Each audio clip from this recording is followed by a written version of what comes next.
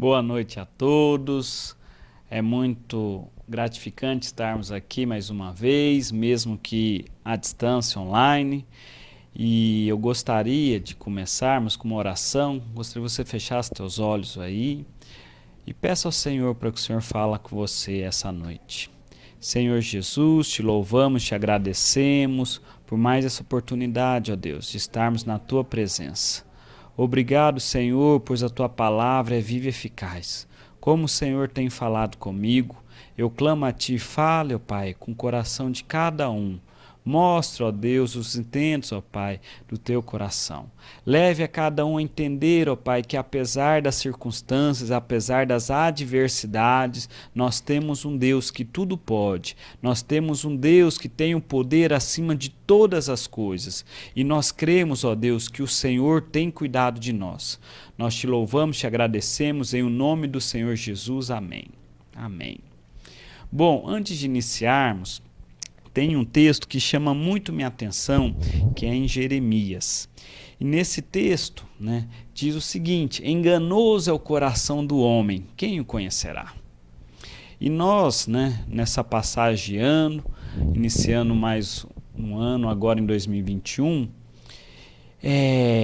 a gente sempre começa a traçar algumas metas de vida. Mas a questão é, será que a meta que eu estou traçando é algo que vai me levar a caminhos de paz, a caminhos de felicidade? Ou é apenas algo do meu próprio interesse egoísta, da minha vaidade? E a Bíblia diz que enganoso é o coração do homem. Então, eu tracei isso na minha vida, que é o quê? Em Salmo 119, 105 diz: lâmpada para os meus pés é a tua palavra. E por que eu estou dizendo isso? Porque agora, segunda-feira, dia 15, nós vamos começar o nosso circuito 4x4, em que nós vamos fazendo todos juntos, uma leitura de todos os livros da Bíblia. Vai ser uma jornada incrível, em que todos os dias, pela noite, das 9 às 9h30, no nosso grupo de WhatsApp específico para o Circuito 4x4, nós vamos estar discorrendo sobre dúvidas, sobre temas. Então, você que ainda não participou, você que já participou, eu gostaria de convidá-lo de novo. Para quê? Para estudarmos a palavra do Senhor dia após dia. Quando estamos sozinhos, nós vamos até um certo ponto, mas quando nós estamos junto com outras pessoas, nós vamos além e além. Então eu gostaria de convidar você para mais informações. Os meninos vão pôr aqui na arte, é só você clicar na descrição, para você já ter acesso ao grupo de WhatsApp em que nós vamos passar todas as diretrizes. Isso é um projeto aqui da Igreja Ariquemes. Eu sei que 2021 vai ser um ano diferente e cheio de bênçãos na sua vida, a partir desse empenho de meditar na lei do Senhor de dia e de noite. Bom, eu gostaria de conversar com vocês essa noite sobre o poder de um clamor. E para isso, eu queria que você abrisse a Bíblia em Lucas capítulo 7, a partir do verso 1. Que diz assim: quando Jesus acabou de dizer essas coisas ao povo, foi para a cidade de Cafarnaum. Bom, agora pula lá para o verso 11. Pouco tempo depois, Jesus foi para uma cidade chamada Naim. Os seus discípulos e uma grande multidão foram com ele. Quando ele estava chegando perto do portão da cidade, ia saindo o enterro. O defunto era filho único de uma viúva e muita gente da cidade ia com ela. Quando o Senhor a viu, ficou com muita pena dela e disse: não chore. Então ele chegou mais perto e tocou no caixão. E os que estavam carregando pararam. Então Jesus disse: moço, eu ordeno a você, levanta-se. O moço sentou-se no caixão e começou a falar. E Jesus o entregou à mãe.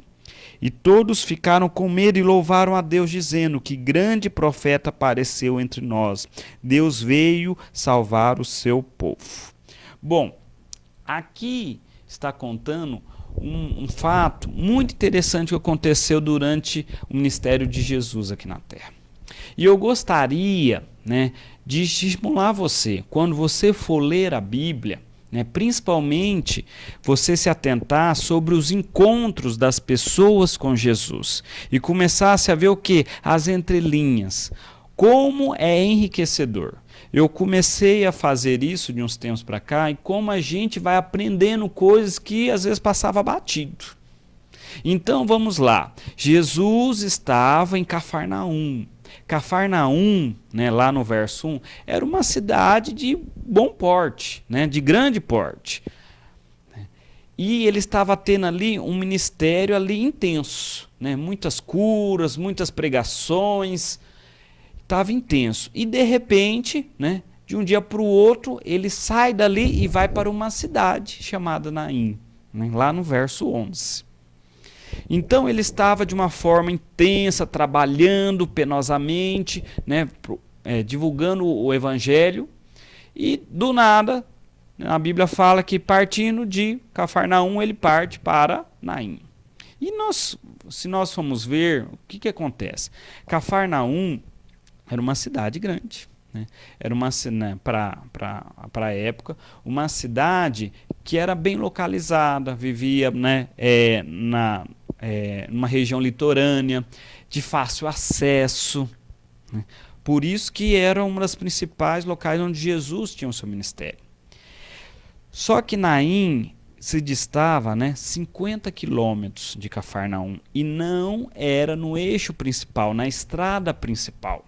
Como aqui, por exemplo, em Rondônia, nós temos as cidades principais do estado, em que tem uma grande rodovia de fácil acesso, que é a BR-364, em que facilita a locomoção de uma cidade para outra. Mas Naim não ficava dessa forma, pelo contrário, ficava numa área, né, de certa forma, de difícil acesso, no pé de um monte, e para chegar até lá, era uma estrada muito íngreme, muito difícil, né? Tinha que fazer o quê? Um certo esforço. Só para você ter uma ideia, Cafarnaum ficava 180 metros abaixo do nível do mar. E Naim ficava 200 metros acima do nível do mar. E, apesar de tudo, era o que? Era um caminho tortuoso, um caminho íngreme. E por que eu estou falando isso? Porque quando nós vamos ler na entrelinha, né, Jesus ele podia estar cansado. Ele teve assim dias intensos.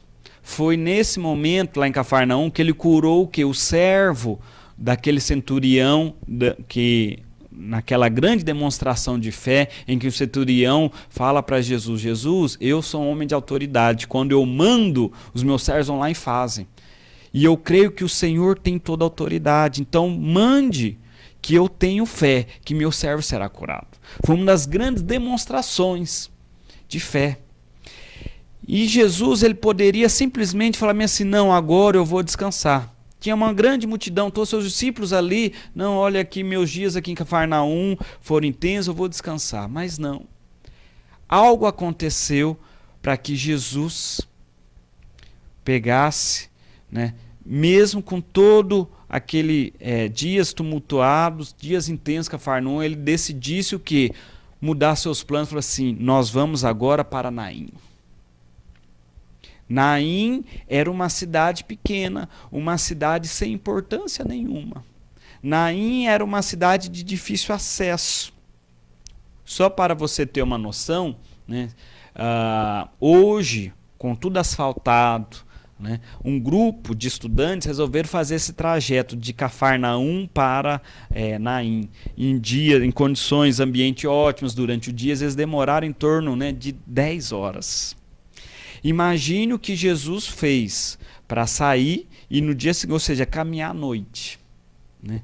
Naquela escuridão, naquelas condições que não tinha asfalto, era muito difícil ter acesso ali. E ainda, para piorar a situação, uma grande multidão o seguia. Nós bem sabemos que quando você vai sozinho, você vai rápido. Mas quando tem muita gente indo com você, sempre tem o quê? Aqueles atrasos, né? Você tem que, às vezes, diminuir o ritmo. Mas Jesus não.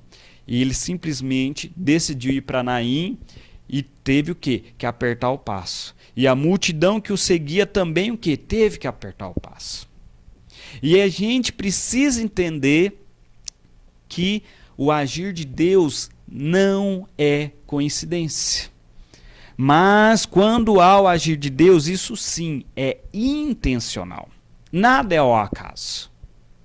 E nada foi ao acaso nessa passagem aqui.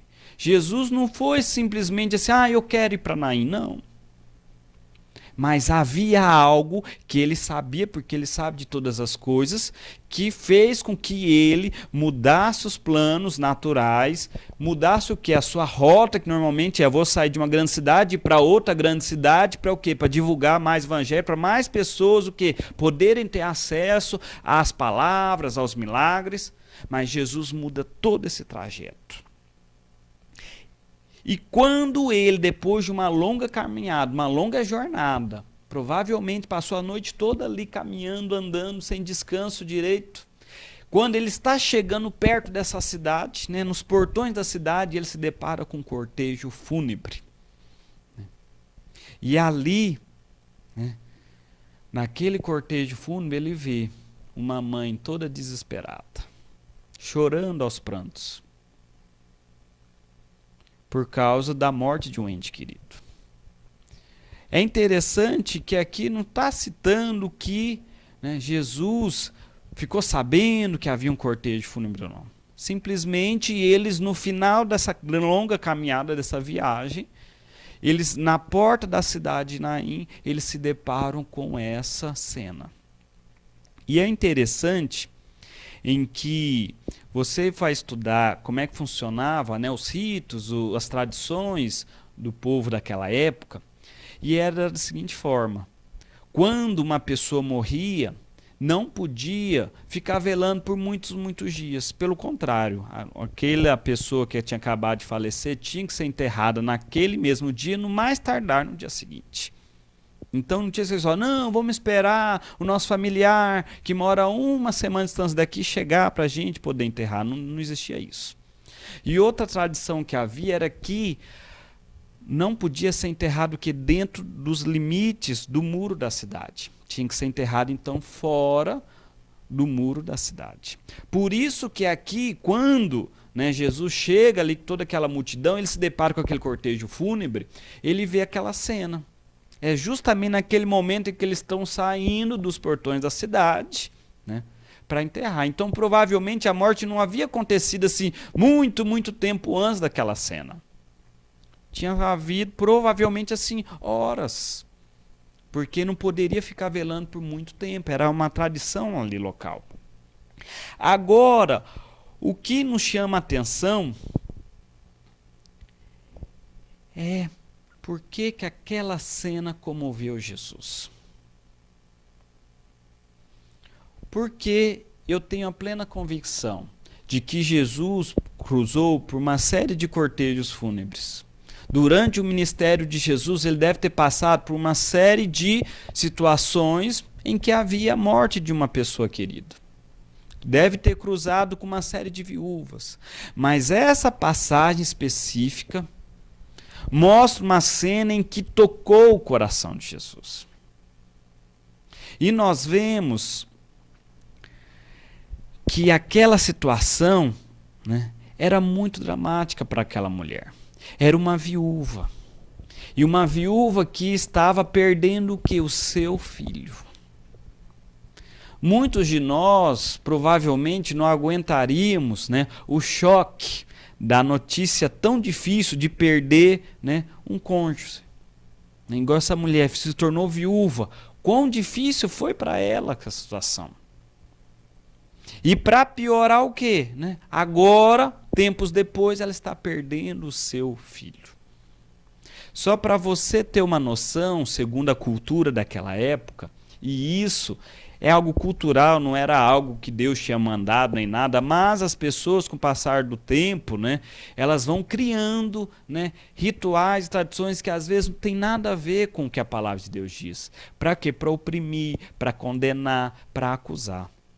E naquela época tinha a seguinte convicção, que quando a pessoa morria fora da idade natural das coisas, era um sinal de punição de Deus por um pecado muito cruel que ela tinha feito.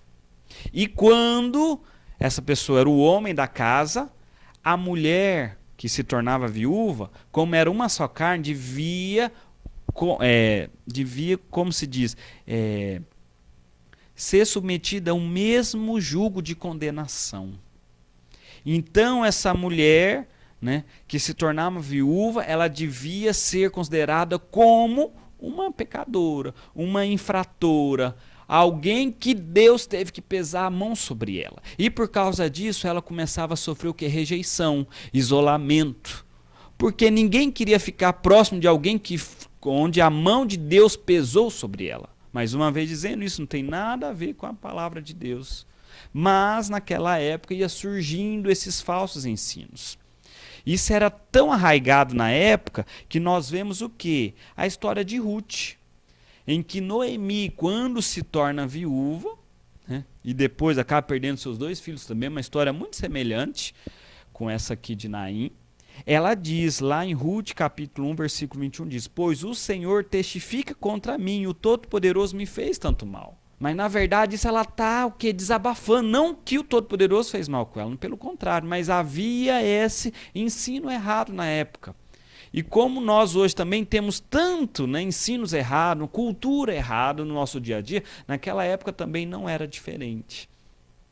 Então, para piorar essa situação, essa viúva, né, ela, além de ser rejeitada, além de estar assim, em isolamento total, né, ela perdia o quê? Toda a base do seu sustento. Porque na cultura da época, né, toda a base, todo o sustento financeiro devia vir do quê? Do homem da casa, do marido. Então, uma vez que ela se torna viúva, perdendo o marido, ela estava o quê? Fadada à miséria. A única esperança da vida dela era o quê? Era quando esse filho homem pudesse assumir a posição de chefe da família.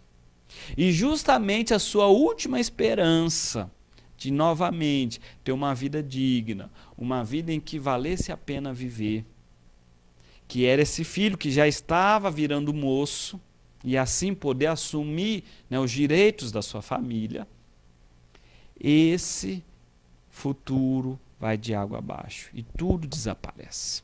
Esse filho simplesmente é acometido por uma enfermidade e morre. Imagine a dor dessa mulher. E eu fico imaginando, né, o que fez com que o coração de Jesus se comovesse. Por quê? Porque descobrir o que comove o coração de Jesus é um tesouro valioso para mim e para a sua vida. Porque eu tenho certeza que algo ali tocou o coração de Jesus.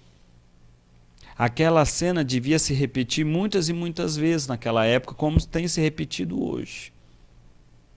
Mas algo chamou a atenção de tal forma que o Senhor mudou a sua atitude. O que nós precisamos entender é igual em Jonas, né, capítulo 2, o verso 1 e 2 diz, né, na minha angústia eu clamei ao Senhor e Ele me respondeu. Do ventre do inferno gritei e tu ouviste a minha voz. Às vezes, no pior de todos os momentos da nossa vida, na mais intensa angústia, nós nos sentimos o quê? Abandonados. Nos sentimos o quê? Isolados. Igual aqui em Jonas fala, no ventre do inferno. Ele estava ali no ventre daquele grande peixe. Mas para mostrar essa situação de intensa angústia. E é uma angústia tão grande em que a pessoa não se sente mais valor nenhum em si mesmo, na sua própria vida. E o que chama tanta atenção é que Jesus teve o coração totalmente comovido por aquela cena. E isso tem falado tanto ao meu coração, porque uma vez que o coração de Jesus estava totalmente comovido, ele resolve o quê? parar de simplesmente ser um espectador daquela cena. Por quê? Porque até então ele estava chegando, estava fora, né, próximo dos portões da cidade de Naim, e de repente ele se depara com aquela cena. E se você for ver, o que era Naim? Uma cidade muito pequena. Uma cidade que hoje tem em torno de 1.000, 1.500 habitantes. Muitos estudiosos dizem que na época não devia ter 30 casas, nem isso. Então, a Bíblia ela mostra umas cenas tão intensas, tão assim escandalosas, para quê? Para nos chamar a atenção. Para ficar tão assim exuberante que a gente consegue colocar aquela situação na nossa realidade. É claro que eu não estou vivendo há 2.000 anos atrás. É claro que eu não vivo numa cidadezinha de 30 casas. É claro que Jesus não está tendo seu ministério presencial. Mas isso não quer dizer que a minha realidade, mesmo sendo diferente da realidade daquela época, que o sobrenatural, a mão transformadora do Senhor Jesus não pode vir na minha história. E nós vemos aqui uma mulher que era marginalizada da sociedade. Era uma pessoa rejeitada, uma pessoa em que não tinha mais expectativa nenhuma. E não era nem uma pessoa importante, era a mais marginalizada de uma cidade extremamente insignificante. Mas não importa onde nós nascemos, não importa quem nós somos, não importa onde estamos, o Senhor é capaz de ouvir o nosso clamor. Assim como Jonas estava lá no fundo daquele peixe, no vento daquele peixe, longe de tudo, né, isolado, a sua angústia fez com que ele clamasse de uma forma tão intensa que o Senhor ouviu o clamor dele. E da mesma forma, não importa onde nós estamos, não importa quem nós somos, se somos umas pessoas muito importantes, né? No nosso mundo cristão, a gente começa a querer estratificar. Não, fulano é muito espiritual, eu não sou espiritual. Fulano, ore por mim, porque eu não sou nada, minha oração não chega a Deus. Mas se você orar, a oração vai chegar a Deus. Não importa quem nós somos. Mas nós precisamos aprender aqui como essa história, para o quê? Para alcançarmos o favor de Deus na nossa vida. E Jesus aqui foi tomado de uma compaixão tão intensa, que ele resolve o quê? Chegar mais perto. E eu gosto tanto dessa expressão. E Jesus chega mais perto. Jesus diz que ele jamais nos abandonaria, mas sempre estaria conosco até o fim dos tempos. E essa cena aqui mostra de uma outra forma que Jesus chega mais perto. Porque é justamente nesses momentos que nós precisamos de um abraço. É justamente nesses momentos de intensa agonia que nós o quê? Precisamos nos sentirmos amados. Mas eu tenho a plena convicção de que Jesus não saiu de uma rotina intensa, num grande centro, e do nada ruma num caminho difícil, sai da sua rota tradicional, vai para um caminho íngreme, tortuoso, né, de uma subida intensa.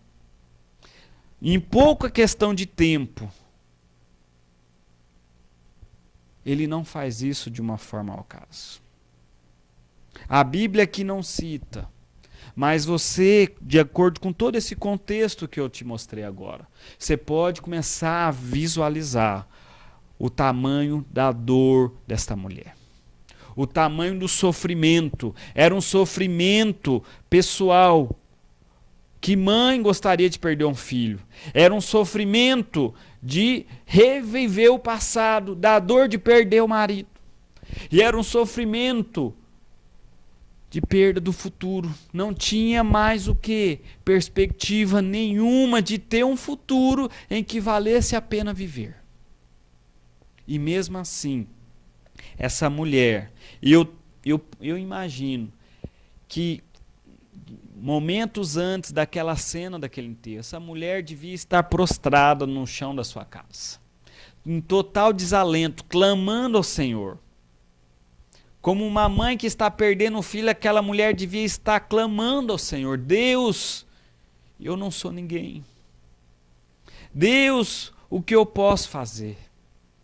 São nos momentos de maiores angústias, nos momentos de grandes perdas, é que nós realmente temos a plena convicção de quão impotentes nós somos diante o quê? Das circunstâncias adversas. É um diagnóstico cruel que vem sobre você. É uma notícia ruim que vem ao seu ouvido, em que você se sente o quê? Totalmente incapaz, totalmente sem nenhum modo de contornar a situação. E você fala: Deus, por que comigo? Ou o que eu posso fazer? Eu não posso fazer nada. Nós temos muito costume de cantarmos: Senhor, eu dependo de Ti. Eu quero depender de Ti. Minha vida está nas Tuas mãos, Senhor. Mas são justamente nessas situações em que nós nos vemos que totalmente impotentes, em que nós podemos falar com outro nível mais profundo de revelação, de que, Senhor, nessa situação eu só dependo do Senhor. Eu estou com a minha vida totalmente nas Tuas mãos, porque eu perdi tudo. Eu não tenho mais nada agora.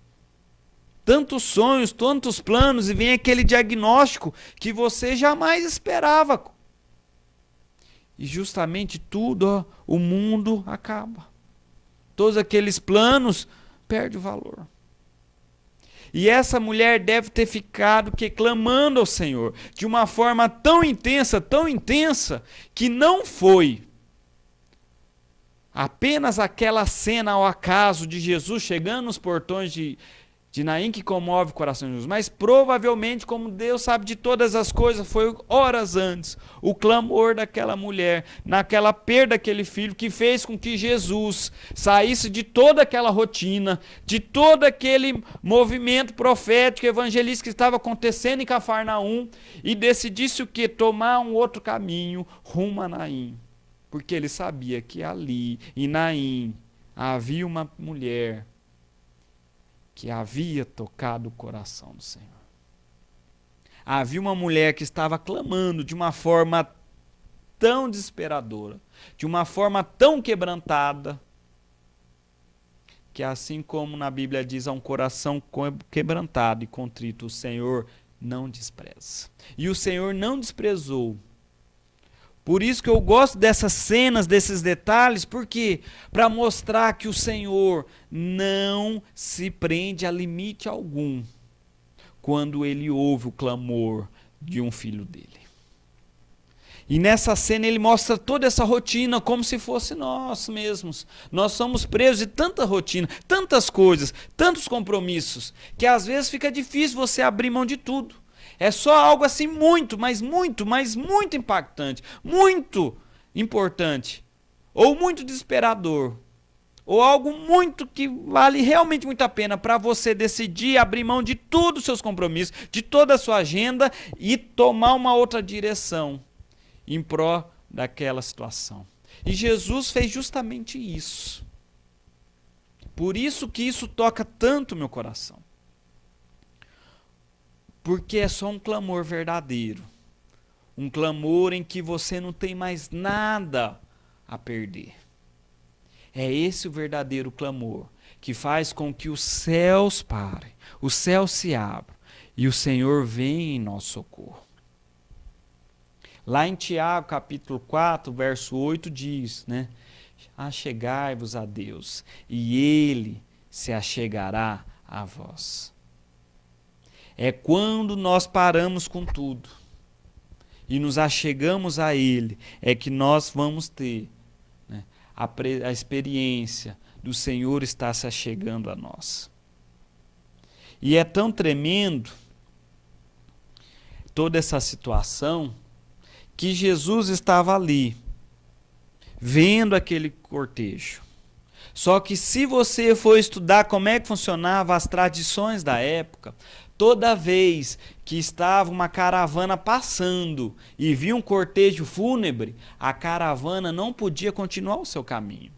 Ela devia parar, ir para o final da fila daquele cortejo fúnebre e seguir até o momento do enterro. E daí em diante podia seguir. Ela não poderia ir direto, aos familiares, ela não deveria ir próximo, ao caixão, mas devia ir para o final da fila. Isso era a tradição da época. Mas Jesus, ele vai ousar. Porque ele não só se achega mais perto, mas ele, movido dessa intensa compaixão, ele se achega até aquela mulher desesperada. Ele vai infringindo todas as tradições naturais, aos empecilhos naturais. E não bastante, ele fala para aquela mulher, não chore. Então, ao mesmo tempo em que ele rompe que todos esses entraves naturais, ele ainda ousa e toca sobre aquele caixão. Isso era um erro gravíssimo para a época. Era a pessoa que ela se tornava impura. E isso corria até sérios riscos de punição se uma pessoa na época fizesse esse ato. Mas Jesus não estava interessado a ficar preso a limites humanos, a limites naturais. E como eu vejo isso o tempo todo, às vezes comigo, às vezes com outras pessoas, que fica preso aos primeiros empecilhos, aos primeiros entraves naturais. Não, porque isso está acontecendo. Não, eu tenho que parar, porque não pode acontecer isso aqui. Quantos e quantos começam aquele projeto cheio de gás, cheio de motivação, mas vem os primeiros empecilhos e a pessoa vai o quê? Se sente que está com as mãos atadas.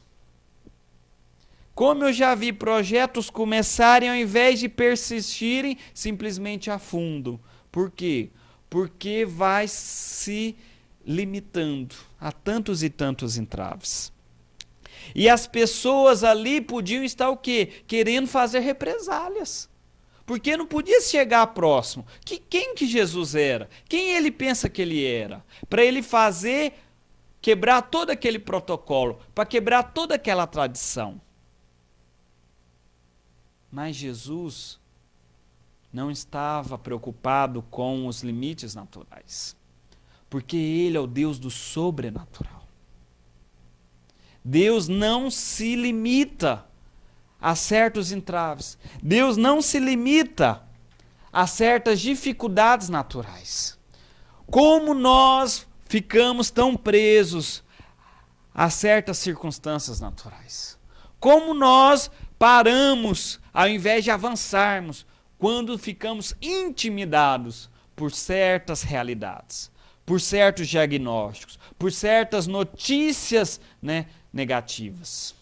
Eu tenho aprendido, nesse tempo agora de pandemia, com os meninos aqui da parte da equipe digital da igreja, que se eu gravar agora, num fundo de uma cor só,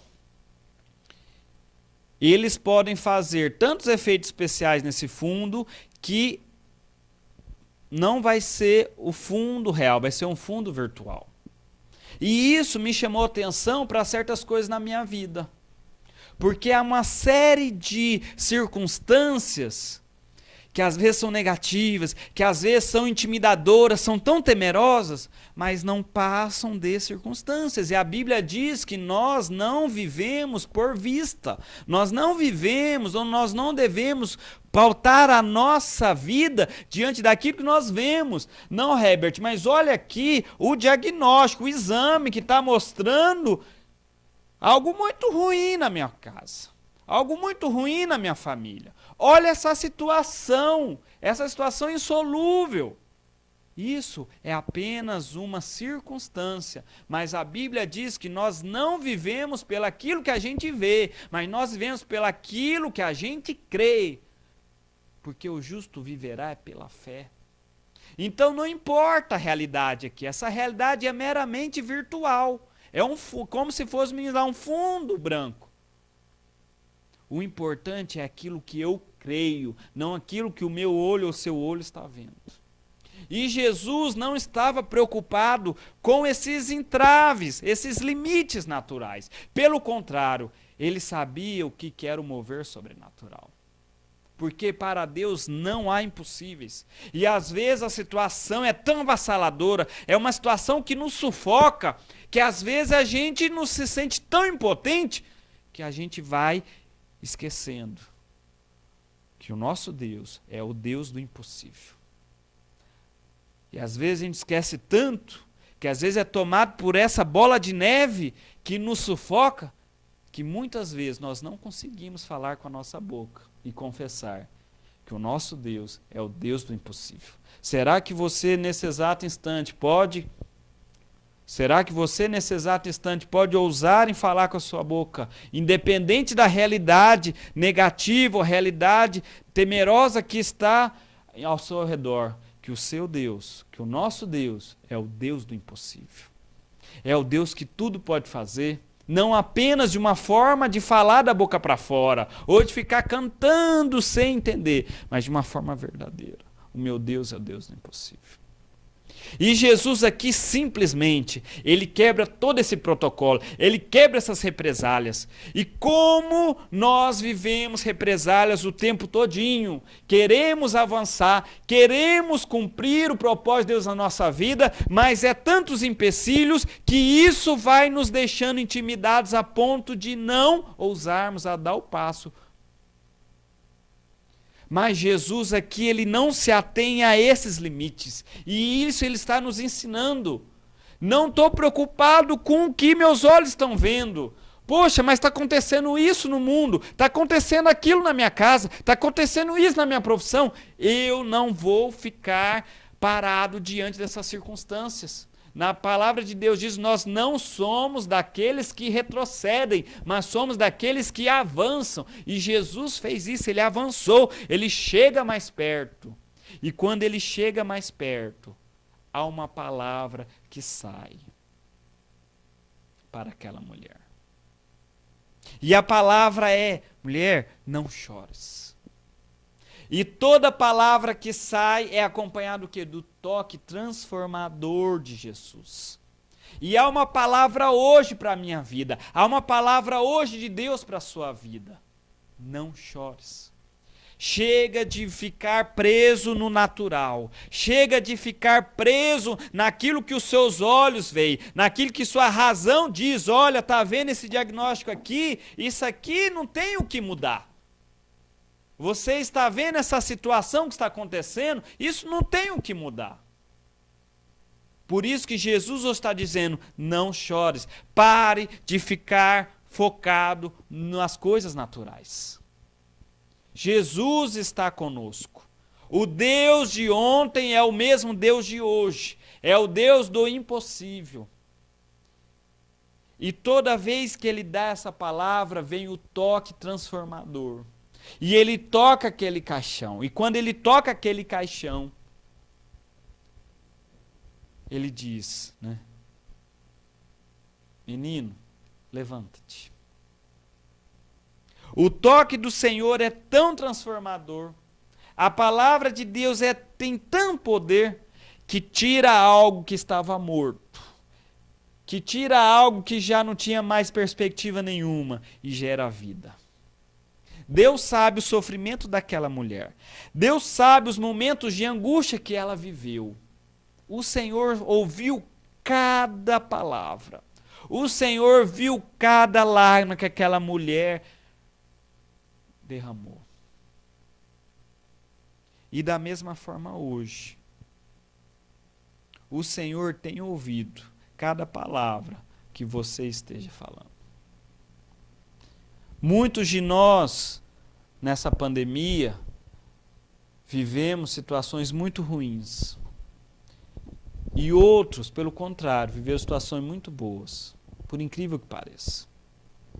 Mas essas duas realidades diferentes são meras realidades. Aquele que está numa situação muito ruim, está apenas numa situação ruim. E aquele que está vivendo uma situação muito boa, teve pessoas que tiveram lucro como nunca tiveram antes. É apenas mais uma situação boa. Nós devemos parar de ficar presos às coisas do mundo natural. E entender que é o Senhor que controla as nossas vidas. E quando nós entendemos isso, nós começamos a o quê? A gerar fé. Para mostrar naquelas coisas em que houve a morte, aquelas situações em que aparentemente não tem solução. É justamente essas que nós precisamos clamar ao Senhor. Nós precisamos aprender a clamar ao Senhor como uma mãe que esteja perdendo o seu filho. Poxa, minha célula morreu. Poxa, lá em casa está tudo uma desordem. Será que não chegou o momento de você e eu começarmos a clamar ao Senhor como uma mãe que está prestes a perder o seu filho?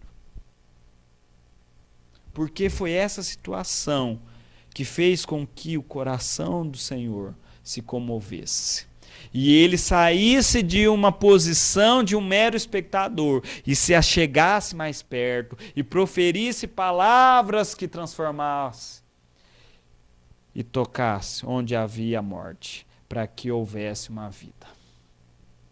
Chegou o momento de clamarmos o Senhor com intensidade.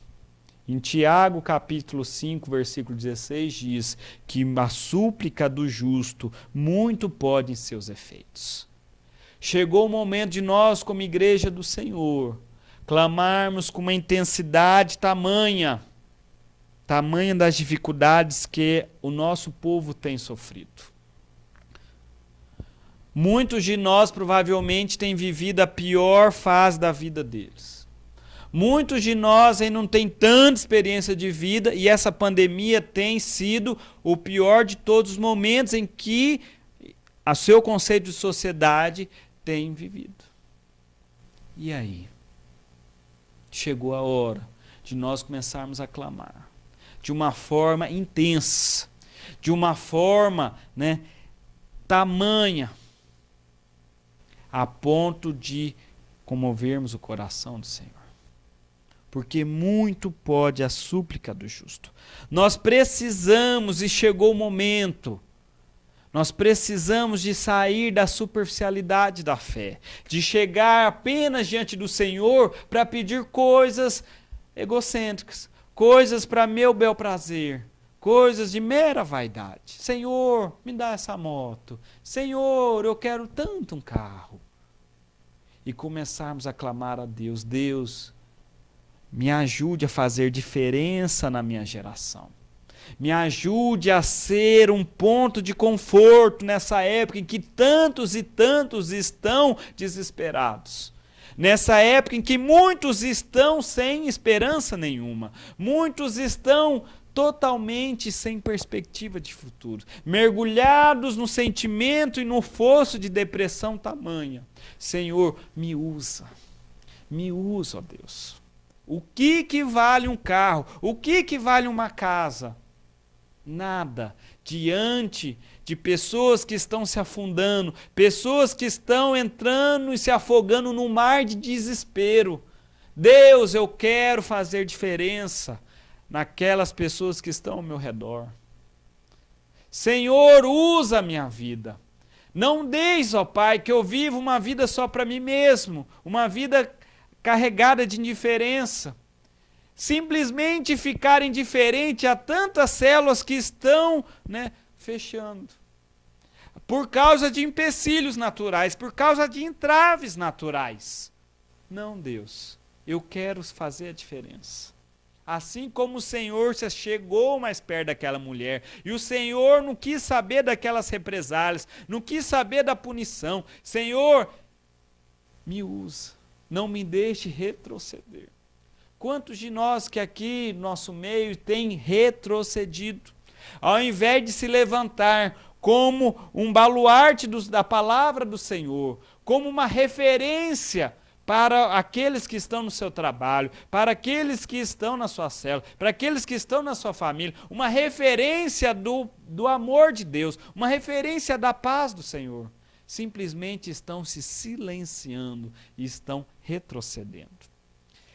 Mas chegou a hora de nós começarmos a ir para uma nova dimensão, uma dimensão de um clamor intenso, para que todos os que estão ao nosso redor estejam mais nutridos de fé, que estejam se sentindo confortados nos braços do Senhor.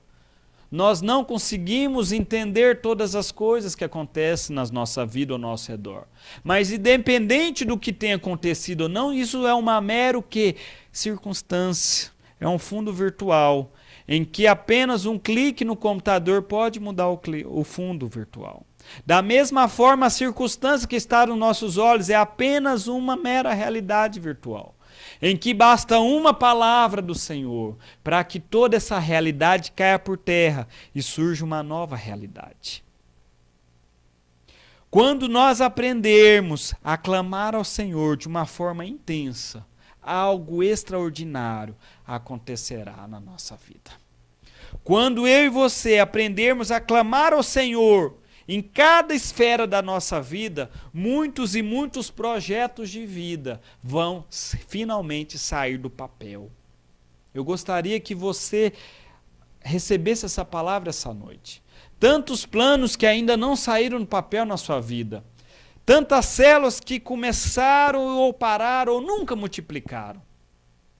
Seja por sentimento de incapacidade, seja por pensamentos que te limitam, chegou a hora de eu e você irmos ao Senhor de uma forma intensa, de uma forma desesperadora, de uma forma totalmente entregue. Senhor, toma minha vida é tua. O que eu tenho mais para perder nessa terra? Eu não tenho mais nada para perder. Mas toma minha vida. Conduza a minha vida de acordo com a tua vontade, ó Deus. Leva-me a um novo nível de revelação do Senhor. Pois nós sabemos que nada acontece na nossa vida sem o cuidado do Senhor. Eu gostaria de finalizar essa noite com 3 princípios que tanto falam ao meu coração. O primeiro é que nada, absolutamente nada é por acaso. Não foi por acaso que Jesus mudou tudo aquilo. Mas havia alguém clamando, chorando, intercedendo. Da mesma forma, se você quer começar a viver o sobrenatural, seja na sua vida, seja na sua família, seja nos seus ministérios, nada é por acaso. O Senhor está no controle de todas as coisas. Esse é um segundo princípio. O Senhor está no controle e nada foge do controle do Senhor. E mesmo diante dos piores momentos, mesmo diante das circunstâncias mais adversas, Ele tem um caminho novo para mim e para você. Assim como Ele deu uma nova vida, uma nova história para aquela viúva em Naim. Ele restaurou a vida do seu filho que já estava morto. Da mesma forma, Ele nos diz lá em Isaías 43, o verso 19, que agora eu, Senhor, vou fazer uma coisa nova, que logo vai acontecer. E de repente vocês verão. Prepararei um caminho no deserto e farei estradas que passem em terras secas. E essa verso me fala tanto, porque onde há morte, onde não há futuro nenhum, onde não há perspectiva nenhuma, o Senhor vai criar um caminho na sua vida. O Senhor vai criar um caminho novo. Aquela mulher já estava totalmente desesperançosa, no portão da cidade, a poucos minutos de finalmente sepultar aquele seu filho, aquela sua esperança de uma vida melhor. Nos instantes finais, o Senhor Jesus se achega mais perto. Não se intimide pelas circunstâncias. Não se intimide pelo que está por vir. Pois o Senhor virá. Ele criará um caminho novo, mesmo que seja nos instantes finais da sua razão, mesmo que seja no seu limite da sua emoção. O Senhor, Ele nos prometeu que Ele jamais nos abandonaria, mas estaria conosco até o final dos nossos dias. Eu gostaria que você agora parasse um pouco, que você fechasse os teus olhos e começasse a clamar ao Senhor. Muitos, eu tenho certeza, que estão vivendo momentos desesperadores.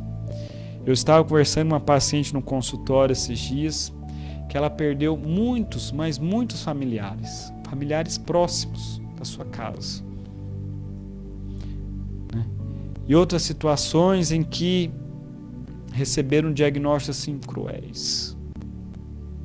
São pessoas que estão vivendo, uma angústia, uma dor que jamais imaginou. Por isso que essa viúva de Naim fala tanto comigo, porque a história dela é algo assim cruel demais. Tantas e tantas perdas. Mas o Senhor, Ele se comove com clamor. E Ele se achega mais perto. Feche teus olhos e clame ao Senhor essa noite. Senhor, é só o Senhor que é o Deus do impossível. O Senhor é o Deus de todas as coisas. E nessa noite, ó Pai, eu quero orar, interceder por aqueles que estão já totalmente sem esperança. Estão fixos, totalmente fixos, ó Pai, na realidade negativa. Que já não estão mais conseguindo crer que o nosso Deus é o Deus do impossível. É o Deus que tudo pode. Já não se sentem, como a tua palavra diz, que o justo, a súplica do justo, muito pode em seus efeitos. Mas nessa noite, ó Deus, eu quero agora, pela tua palavra, clamar a Ti, para que cada um dessas pessoas receba uma porção especial de fé, para crer que não importa quem elas sejam, não importa o seu passado, não importa qual é a sua situação, da mesma forma como o Senhor ouviu o clamor de uma viúva na periferia de uma nação, o Senhor pode ouvir o clamor dessa pessoa que está ouvindo agora essa mensagem. E o Senhor pode mudar todo o seu planejamento, a fim de se achegar mais perto, de romper com todos os entraves, de todas as represálias, a fim de proferir uma palavra que transforma e que muda. Espírito Santo de Deus, Tu és o nosso príncipe da paz, e eu gostaria agora de clamar para que a paz que excede todo entendimento venha agora, ó Deus, a dominar as emoções dessas pessoas que estão totalmente desesperadas, que estão totalmente angustiadas, diante, ó Pai, de um diagnóstico tão cruel, diante de uma situação tão devassaladora. Espírito Santo de Deus, eu clamo agora para que a paz que excede todo entendimento venha dominar os seus pensamentos, venha dominar as suas emoções, e que não haja mais espaço para pensamentos de condenação, para pensamentos de derrota, para pensamentos de depressão. Espírito Santo de Deus, eu clamo agora em favor de cada um que está angustiado, em favor de cada um que não vê mais perspectiva, que o Deus de ontem é o mesmo Deus de hoje, é o Deus do impossível, é o Deus que tudo pode, e que é o Deus que está fazendo algo novo e que logo nós veremos. Ele está preparando o caminho no meio do nada, Ele está preparando rios para jorrar no meio de desertos. Em nome do Senhor Jesus, eu quero repreender agora todo intento maligno, tudo aquilo que tem servido para intimidar, para abalar a fé daqueles, ó Pai, que estão presenciando situações desfavoráveis. Que, ó Deus amado, nós venhamos a deixar de ser guiados pelaquilo que nós estamos vendo, mas que venhamos, ó Pai, a partir de hoje, ser guiados por uma fé inabalável na Tua palavra. E a Tua palavra diz que Tu és o Deus do impossível e que nós podemos tudo naquele que nos fortalece. Espírito Santo de Deus, nós cremos que o Senhor está conosco e o Senhor jamais nos abandonará. Nós Te louvamos e Te agradecemos nessa noite. Nos guarde, ó Pai, debaixo das asas do Senhor. Nos guarde, ó Pai, no esconderijo do Altíssimo. Que a cada um de nós venhamos nos sentir seguros debaixo das Tuas asas. E leva, ó Deus, aqueles corações aflitos, ó Pai, a ser refrigerados. Leva-os, ó Pai, a águas tranquilas. Assim nós Te oramos e Te agradecemos. Em o nome do Senhor Jesus. Amém. Amém. Seja abençoado. Uma boa noite a todos. Tchau, tchau.